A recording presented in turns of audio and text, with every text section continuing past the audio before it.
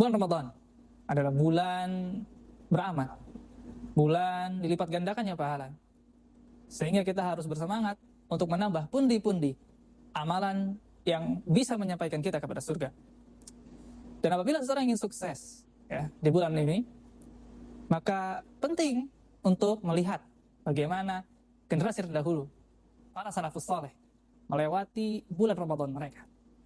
Karena hanya dengan mengikuti para salafus saleh, orang-orang yang sudah sukses melewati Ramadan, kita bisa juga sukses untuk melewati Ramadan kita. Dan jika kita lihat, maka amalan-amalan yang dipilih oleh para salaf untuk dikerjakan di bulan Ramadan itu ada 3 amalan yang mereka fokuskan untuk dilaksanakan. Amalan yang pertama tentunya adalah bertadabbur dan tilawah Al-Quran.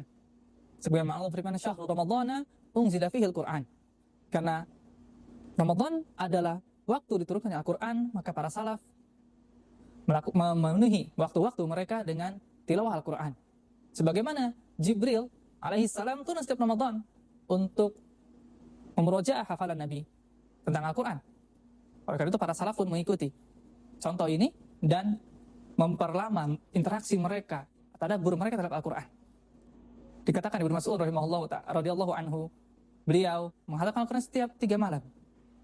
Sahabat lain Tamim ad-Dari menyelesaikan Al-Quran dalam waktu 7 malam saja. Dan itu diikuti oleh para tabi'in. Para tabi'in pun seperti Sa'id bin Jubair menghatamkan Al-Quran dalam waktu 2 malam. Dan tentu yang paling masyhur kisah Imam Syafi'i rahimahullah yang berhasil menghatamkan Al-Quran sehari 2 kali. Sehingga total beliau menghatamkan Al-Quran 60 kali dalam 1 bulan.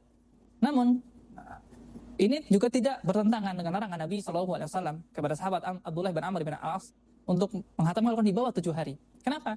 Ibnu Rajab rahimahullah berkata, menjelaskan ya tentang ini, itu jika dilakukan di luar Ramadan atau menjadi kebiasaan setiap waktu.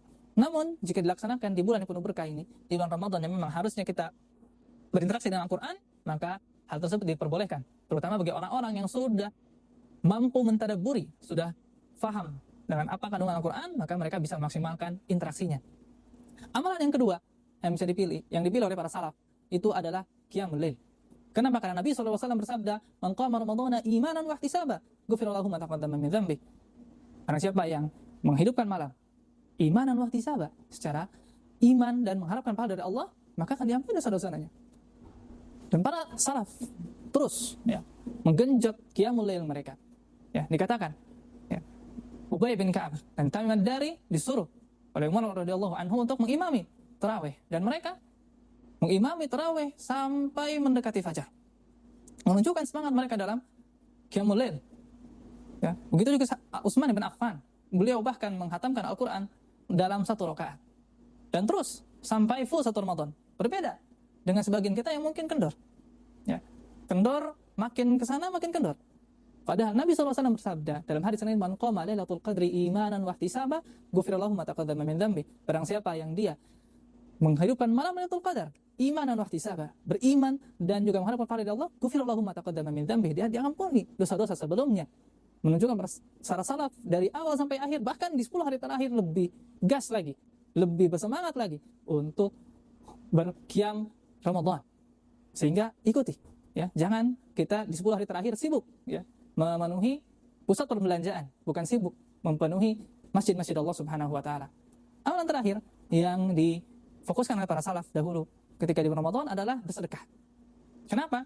Karena Nabi SAW dikatakan dalam hadis Ibnu Abbas bahwa selain beliau bertadarus dengan Jibril, beliau juga sangat dermawan dalam bersedekah di bulan Ramadan. Jika dikatakan kenapa, maka Imam Syafi'i berkata bahwa kenapa Rasulullah ya melakukan hal tersebut, karena di bulan Ramadan orang-orang sibuk untuk beribadah, sehingga mereka kita penuhi rezekinya dengan sedekah. Dan dikatakan bahwa Abdullah bin Umar, dia tidak mau berbuka puasa kecuali bersama orang-orang miskin. Begitu juga Az-Zuhri. Maka amalan beliau sering baca Al-Quran, beliau bersedekah kepada orang-orang, mengajak makan. Dan juga yang luar biasa dari Hammad bin Abi Sulaiman, beliau setiap bulan Ramadan memberikan buka puasa kepada 500 orang. Dan tidak cukup dengan itu, di hari Id ditutup ya, di penutupan Ramadan, beliau memberikan 100 dirham kepada orang-orang yang beliau bagi buka puasanya. Maka para sahabat, ya, dalam bulan Ramadan ini mereka sangat bersemangat melaksanakan 3 amal ini, dan kita jika ingin sukses dalam Ramadan kita, maka ikuti para sahabat dan tidak menafikan amalan-amalan lain, namun ini adalah potret para salaf yang telah sukses dalam Ramadan mereka, dan kita pun ingin sukses, maka ikutilah contoh mereka. Assalamualaikum warahmatullahi wabarakatuh.